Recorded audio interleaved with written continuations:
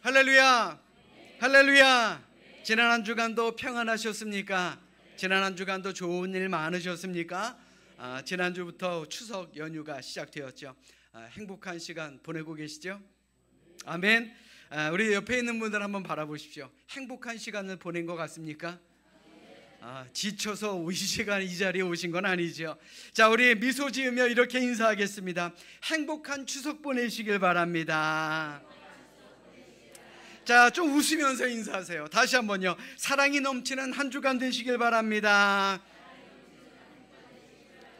네, 우리 가운데는요, 가족들과 함께 시간을 보내는 것이 행복하신 분들도 있고, 또 반대로 편안하지 않은 그런 분들도 계시겠지만, 그래도 가족 아닙니까? 아멘. 이 세상에 내가 사랑하고 사랑받을 수 있는 가족이 있다라는 것만으로도 감사하시며, 이번 추석 연휴에는 더 많이 사랑하고 더 많이 감사하며 더 많이 우리 행복한 시간 보내시기를 주님의 이름으로 간절히 축원합니다.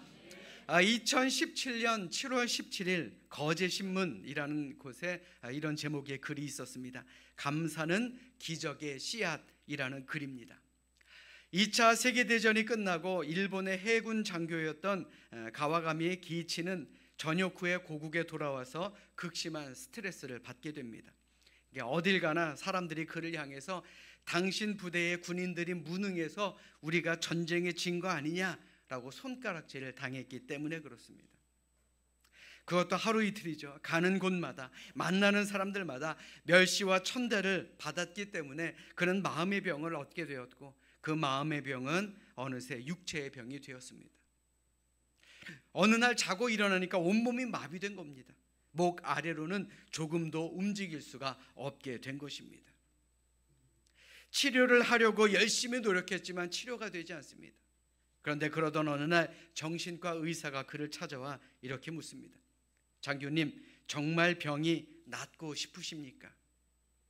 그러자 그는 이 병만 나을 수 있다면 더 바랄 것이 없습니다. 내가 무엇이든 하겠습니다. 그러자 이 의사는 한 가지 처방을 내리는데 그 처방이 참으로 희한합니다.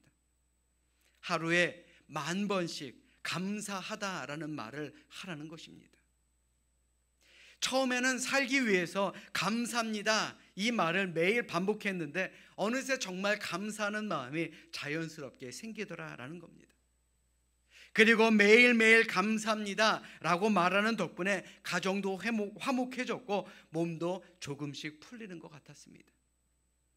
그러던 어느 날 아들이 건네주는 과일을 받으려다가 정말 거짓말처럼 온몸의 마비가 풀리는 기적을 경험하게 된 것입니다. 그러면서 그 기사는 이렇게 마무리합니다. 감사는 우리 마음에 심는 꽃의 씨앗입니다 라고 말입니다. 자, 여러분들은 얼마나 감사하며 사십니까? 매일 감사하며 사십니까? 그렇게 사셔야 합니다. 왜요? 하나님은요, 우리가 감사하는 사람이 되기를 원하시기 때문에 그렇습니다. 믿으시면 아멘. 그리고 감사하는 사람에게 베푸실 수 있는 최고의 큰 복, 즉 평안과 형통을 베풀어 주시는 그런 하나님임을 믿는 우리 모두가 될 수 있기를 주님의 이름으로 간절히 축원합니다. 자, 오늘은요, 모든 교인들이 같은 시간에 모여서 연합 예배를 드리게 되었습니다. 우리 모두 한자리로 인도해 주신 하나님께 감사하는 마음으로 우리 성경을 높이 드시고 우리의 믿음을 고백하도록 하겠습니다. 자, 우리 성경을 높이 드십니다. 저는 예수 믿어 구원받았습니다. 저는 예수 믿어 하나님 자녀 되었습니다. 저는 예수 믿어 천국 백성 되었습니다.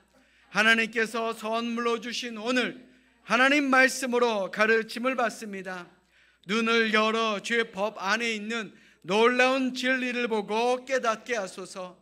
아멘으로 순종하여 하나님께 영광 돌리는 삶이 되게 하소서. 아멘. 고백한 대로 살아가시기를 주님의 이름으로 축원합니다. 우리가 잘 알고 있듯이 초대교회는요, 유대교에서 갈라져 나온 새로운 기독교의 종파입니다. 그러다 보니 기성 종교로부터 많은 핍박과 배제를 받았습니다.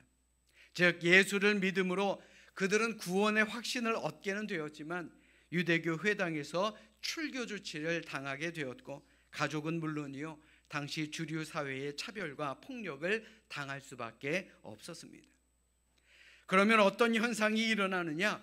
오히려 자신의 교리를 무작정으로 고집하는 그런 경향이 생깁니다. 우리가 잘 아는 여러 이단을 한번 보십시오. 그들이 하는 얘기를 들으면요 무조건 기성교회는 잘못됐고 자기네 교회들만 옳다라고 이야기하지 않습니까? 더 나아가 자기들끼리 모이고요 세상과는 경계를 짓기도 합니다. 초대교회 역시 그럴 수밖에 없는 상황이었습니다. 그런데 이들은 정반대의 길을 갔다라는 겁니다. 나에게 해를 끼치는 자들은 미워하거나 보복하지 않고 오히려 사랑을 주는 교회로 발전하기 시작했다라는 겁니다. 바로 예수님의 가르침을 그대로 따르는 삶을 살았다라는 말이죠. 요한복음 13장 34절에 예수님이 뭐라고 말씀하십니까? 새 계명을 너희에게 주노니 서로 사랑하라. 내가 너희를 사랑한 것 같이 너희도 서로 사랑하라. 초대교인은 예수님의 이런 가르침을 받았습니다. 세상을 피하거나 세상을 욕하거나 세상을 배제하는 것이 아니라 세상을 사랑으로 품는 방법으로 그들은 발전해 나갔다라는 겁니다. 이는 오늘 본문 속의 사도 요한의 말씀에도 그대로 나옵니다. 오늘 본문 14절의 말씀 우리 함께 읽도록 하겠습니다. 우리 함께 읽습니다. 시작. 우리는 형제를 사랑함으로 사망에서 옮겨 생명으로 들어간 줄을 알거니와 사랑하지 아니하는 자는 사망에 머물러 있느니라. 아멘. 기독교는요 사랑의 종교입니다. 믿으시면 아멘. 그리고 이 사랑이 기독교를 위대한 종교로 만들 수 있었습니다. 초대교회에 무엇인가 특별하고 탁월한 전략이나 혹은 프로그램 이런 것이 있었던 것이 아닙니다. 바로 복음의 중심에 사랑, 이 사랑이 있었다라는 것이죠. 그렇다면 사랑이 뭡니까? 사랑 어려운 거 아닙니다. 특별한 각오가 필요한 것도 아닙니다. 한마디로 사랑은 미워하지 않는 것입니다. 지금 우리가 살아가는 이 세상을 한번 보십시오. 서로 갈등하고 서로 다투고 서로 등을 지고 살아가는 이유가 무엇입니까? 서로가 미워하기 때문 아닙니까? 그러니 미움 많은 세상에서 미움만 없애버려도 그 사람은 사랑의 삶을 살 수 있는 것 아니겠느냐라는 말입니다. 여러분들 잘 들으십시오. 사랑을 위해서는 우리 안에 있는 미움을 죽여야 하는 것입니다. 의사 선생님들은 말하죠. 스트레스가 만병의 근원이다. 맞습니다. 그렇다면요 미움은 만악의 근원입니다. 마음에 들어오는 순간 이 미움이 죄를 만들어내기 시작하기 때문에 그렇습니다. 창세기를 한번 보십시오. 인류 최초의 살인이 등장합니다. 바로 가인이 아벨을 죽인 사건입니다. 그런데 그 이유가 무엇입니까? 다른 것 없습니다. 그저 미움이 가인 안에 자리 잡았기 때문에 그렇습니다. 자기보다 한참 모자란 듯한 동생 아벨이 하나님께 인정받는 것을 보면서 그 마음속에는 미움이 피어나기 시작했고 결국 그 안에 죄가 들어와 살인까지 하게 되었다라는 겁니다. 오늘 보면 15절의 말씀 보십시오. 그 형제를 미워하는 자마다 살인하는 자니 살인하는 자마다 영생이 그 속에 거하지 아니하는 것을 너희가 아는 바라. 사도 요한의 이 이야기가 바로 가인의 이야기 아니겠습니까? 오늘 본문 14절의 말씀처럼 우리는 사망에서 생명으로 옮겨진 사람들이기 때문에, 다시 말해 구원받은 사람들이기 때문에, 하나님 안에 있는 사람들이기 때문에 우리 마음속에 있는 이 미움을 이겨낼 수 있어야 한다라는 겁니다. 물론 살면서 미움이라는 감정이 없는 사람이 어디 있겠습니까? 한 집에 사는 사람, 한 집에 사는 가족들, 나와 일생을 같이 하는 사람들 늘 좋게 좋게만 지내든가요? 저는 그랬으면 좋겠습니다. 그런데 내 배로 낳은 건 아니죠. 저희 아내 배로 낳은 우리 애도요 어떨 때 보면 미워 죽겠을 때가 있더라고요.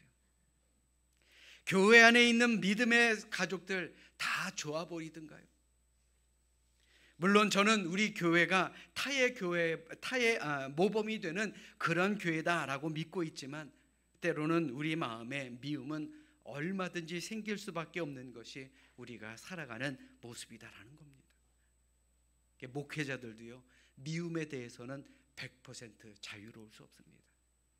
심지어 같이 목회를 하는 목사님들조차도 서로 미워하고 서로 갈등하고 서로 고소고발하는 시대가 지금 우리가 사는 시대 아니겠습니까? 그럼에도 우리의 마음속에 있는 미움을 떨쳐내야 하는 이유는 그 미움이 우리를 괴물로 만들기 때문에 그렇습니다. 미움은 우리 안에 있는 진실도 상관하지 않고 없는 사실도 만들어내기 때문에 그렇습니다. 그러므로 우리 안에 미움을 버리는 그 과정이야말로 서로 사랑하는 첫 번째 단계임을 우리는 기억해야 할 줄로 믿습니다. 아멘. 여러분들 잘 들으십시오. 우리가 서로 사랑하며 산다라는 것은 우리 마음속에 자라날 수 있는 그런 미움을 버리고 그 미움을 꺾고 그 마음을 고치는 데서부터 시작된다라는 겁니다. 미국의 여성 운동가이며 철학자 마사 누스바움은 미움에 대해 이런 말을 남겼습니다. 희망은 미움을 멈추는 데서 시작한다 라고 말입니다. 지금 우리가 사는 세상을 보십시오. 희망이 있는 세상입니까? 지금 여러분들의 가정을 보십시오. 희망 있는 가정입니까? 우리 교회를 보십시오. 희망이 있는 교회입니까? 미움을 멈추면 이 나라도, 우리의 가정도, 우리의 교회도 희망이 생길 수가 있다라는 겁니다. 우리는 그것을 믿어야 하는 것입니다. 서로 생각이 다르고 말이 다르다 보니 서로 미워하는 시대가 되었습니다. 미움이 커지다 보니 서로 죽이려고 덤비는 그런 세상을 우리가 살아가고 있습니다. 아마 이번 추석 연휴를 보내면서 가족들과도 생각이 다르고 말이 다른 그런 충돌이 있을 수도 있습니다. 그럼에도 미움은 안 됩니다. 내 속에 자라나는 미움이 있어서는 안 됩니다. 다름을 인정하고 서로를 위해서 기도할 수 있는 우리 모두가 될 수 있기를 주님의 이름으로 간절히 축원합니다. 이것이 바로 사랑의 출발이며 사랑을 완성시키는 길이 됨을 믿으시는 우리 모두가 되시기를 주님의 이름으로 축원합니다. 또한 사랑이란 미워하지 않는 것뿐만 아니라 예수님을 본받는 것이 사랑입니다. 물론 예수 믿는 우리 그리스도인들만이 가진 사랑의 정의라고 할 수는 있겠지만 이는 대단히 탁월한 정의입니다. 다시 말해 예수님의 발걸음만 뒤따라가면 우리도 사랑하는 사람이 될 수가 있다는 겁니다. 오늘 본문 16절의 말씀을 쉬운 성경으로 보면 이러합니다. 예수님께서 우리를 위하여 그의 생명을 주심으로써 우리는 진실한 사랑이 어떠한 것인지를 알게 되었습니다. 그러므로 우리도 우리 형제를 위하여 우리 생명을 내어줌이 마땅합니다. 사도 요한은 자신의 목숨을 버리신 예수님을 보면서 비로소 사랑이, 진짜 사랑이 무엇인지를 알았다라는 겁니다. 예수님의 희생이 사랑이었고 그 사랑에 반응하는 것이 바로 사랑을 받은 자의 삶이다라는 말입니다. 여러분 한번 생각해 보십시오. 누가 사랑이 쉽다고 했습니까? 사랑은요, 자신의 희생이 없이는 불가능한 것입니다. 그래서 진짜 사랑이 어려운 거예요. 인간이 할 수 있는 사랑 가운데 가장 큰 사랑이 뭡니까? 자녀들을 향한 부모의 사랑입니다. 그런데 왜 그런 말이 나왔겠습니까? 나를 희생하도 아깝지가 않기 때문에 그 말이 나온 것 아닙니까? 지금 이 자리에 있는 우리 모든 성도님들 중에 희생이 없이 부모가 된 분들 계십니까? 아마 한 분도 안 계실 겁니다. 그런데 예수님은 이보다도 더 큰 사랑, 자신의 생명까지도 내어주신 가장 큰 사랑을 실천하셨습니다. 그래서 사도 요한은 오늘 본문의 말씀을 통해 나도 이런 예수님의 희생의 사랑을 보고 배우고 실천할 수 있게 되었다라고 자신 있게 말할 수 있었다라는 겁니다. 어느 인터넷 블로그에 이런 이야기가 있어서 여러분들에게 들려드릴까 합니다. 프랑스 마르세유의 돈 타령 노인으로 불리는 한 사람이 있었습니다. 그는 재산을 물려줄 자녀도 없었으니 밤낮으로 그저 돈만 모으며 살았습니다. 동네 사람들은 그를 돈만 아는 수전노라고 놀려댑니다. 그런데 그의 재산이 과연 얼마가 되는지 아는 사람은 아무도 없었다라는 겁니다. 그러던 어느 날 그는 자신의 방에서 싸늘한 시체로 발견됩니다. 그의 장례식을 치러줄 사람조차 아무도 없었습니다.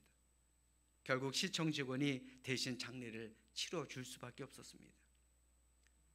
그런데 그가 죽은 후에 발견된 그의 유언장에는 다음과 같은 내용의 글이 적혀져 있었다라는 겁니다. 나는 마르세유 시민들이 깨끗하지 못한 식수 때문에 질병에 걸려 일찍 죽는 것을 수없이 봤습니다. 그래서 내 삶을 희생해서라도 시민들에게 맑은 물을 공급하기로 결심했습니다. 내가 주위에 욕을 먹어가며 돈을 모은 이유가 바로 여기에 있습니다. 이제 나의 모든 재산을 시청에 기부하니 이 기부금으로 시민들에게 맑은 물을 공급해 주시기를 바랍니다 라고 말입니다. 사랑하는 여러분, 우리도 예수님을 조금이라도 닮고자 노력한다면, 예수님처럼 살려고 노력한다면 왜 세상 사람들에게 나쁜 말을 듣겠습니까? 그리스도인들이 더하다라는 말을 우리가 왜 들어야만 하는 것이냐라는 겁니다. 우리에게 예수님을 닮고자 하는 마음이 있으면 우리 안에 진짜 사랑이 나오고 우리 안에 진짜 믿음이 나오고 남을 인정해주는 관용도 나올 수 있는 것 아니겠습니까? 여러분들에게 묻겠습니다. 진짜 그리스도인으로, 명품 크리스천으로 살아가길 원하십니까? 원하십니까? 그렇다면요, 예수님을 닮고자 노력하시기 바랍니다. 내 마음을 아프게 만드는 사람들을 위해서라도 그들을 위해 희생할 수 있는 그런 우리 모두가 될 수 있기를 주님의 이름으로 부탁드립니다. 물론 이거 쉬운 일 아니다라는 것 저도 잘 알고 있습니다. 그러니 더 노력해야죠. 더 노력해서 더 예수님을 닮고자, 예수님의 사랑을 전하고자 우리 최선을 다해야 될 것 아니겠습니까? 자, 우리 옆에 있는 분들 한번 바라보십시오. 좀 보세요. 자, 내가 사랑해야 될 사람입니다. 내가 희생해야 될 사람들입니다. 아멘. 우리 옆에 있는 분들과 이렇게 인사합니다. 주님의 이름으로 사랑합니다. 다시 한번 인사합니다. 제가 더 섬기며 살겠습니다. 서로 사랑하며 섬김으로 말미암아 예수님을 닮은 진짜 그리스도인으로 미움 많은 세상에 예수님의 사랑을 전하며 살아가는 우리 모두가 될 수 있기를 주님의 이름으로 간절히 축원합니다. 자, 마지막으로요, 사랑은 페어링입니다. 이 페어링이 무슨 말이냐? 무선 이어폰이나 다른 무선 기기를 쓰시는 분들 잘 아시겠지만 페어링이라고 하는 것은요, 기계끼리 연결하고 연동하는 것을 페어링이라고 합니다. 그런데요, 사랑이야말로 너와 내가 연동하는 그런 페어링을 만드는 일이다라는 겁니다. 오늘 본문 18절의 말씀 보십시오. 우리 자막으로 준비했으니 같이 읽도록 하겠습니다. 함께 읽습니다. 시작. 자녀들아, 우리가 말과 혀로만 사랑하지 말고 행함과 진실함으로 하자. 아멘. 우리가 숱하게 듣는 말입니다. 그런데요, 실천하기는 너무나도 어려운 말입니다. 왜요? 내 마음과 내 행동이 페어링이 되지 않아서 그런 겁니다. 내 마음과 상대방의 마음이 페어링이 안 돼서 그러는 겁니다. 그러니 말과 혀로만 사랑하게 되는 것 아니겠습니까? 초대교회는요, 예수님의 가르침을 따라 서로 하나가 되기 위해서, 서로 페어링하기 위해 너무나도 노력했습니다. 의인이나 죄인이나 가리지 않고 하나님의 자녀로 품는 그런 사랑이 있었습니다. 유대인이나 이방인이나 민족적인 차별이 없이 하나님의 자녀로 세운 사람들입니다. 주인이나 노예라는 신분의 차별도, 남성이나 여성이라는 성차별도 없이 동등하게 대우했던 그런 교회입니다. 한마디로 초대교회 성도들은 예수님의 사랑 안에서 서로가 페어링 되었고, 그래서 여러 고난과 핍박 속에서도 견딜 수 있었다라는 것입니다. 그렇다면 여러분들에게 묻겠습니다. 여러분들의 가정은 어떠합니까? 우리가 믿음 생활하는 우리 교회는 과연 어떠합니까? 서로 사랑으로 하나 되었다라고 자신할 수 있겠습니까? 자신이 없다면요, 지금부터 하십시오. 사랑하기 쉽지 않을 겁니다. 자신하기 어려울 수도 있습니다. 그래서 사도 요한은 행함과 진실함으로 서로 사랑합시다 라고 강조했던 것입니다. 사랑 여러분, 사랑은 표현되고 행동될 때에 진정한 사랑이 되는 것입니다. 형제가 굶주리고 있는데 내가 가진 것이 있다면 도와줄 수 있어야 합니다. 마음과 생각과 말이 아닌 행동으로 옮기는 것이 필요하다라는 겁니다. 내 손과 발이 부지런해야 우리는 예수님을 닮은 사랑을 전하며 살아갈 수 있다라는 것입니다. 아멘. 그래서 사도 요한은 오늘 본문 17절을 통해 우리에게 이렇게 말한 것 아닙니까? 누가 이 세상의 재물을 가지고 형제의 궁핍함을 보고도 도와줄 마음을 닫으면 하나님의 사랑이 어찌 그 속에 거하겠느냐. 하나님께 사랑받기를 원하십니까? 하나님과 함께 하시길 원하십니까? 그러면 이웃을 도우십시오. 내가 할 수 있는 것이 없다라고 생각되시는 분들도 계실 겁니다. 아닙니다. 있습니다. 기도라도 하십시오. 기도로 그들을 위해서 내 힘이 그들에게 전해질 수 있도록 최선을 다해 기도하는 우리 모두가 되시기를 주님의 이름으로 부탁드립니다. 올해 추석 연휴를 맞아 여러분들에게 드리고 싶은 말씀이 바로 이것입니다. 서로 사랑하십시오. 아멘. 만약 내 마음에 미움이 있다면 다 버리십시오. 죽기까지 우리를 사랑하신 예수님의 사랑을 바라보십시오. 그리고 그 마음을 닮아 가십시오.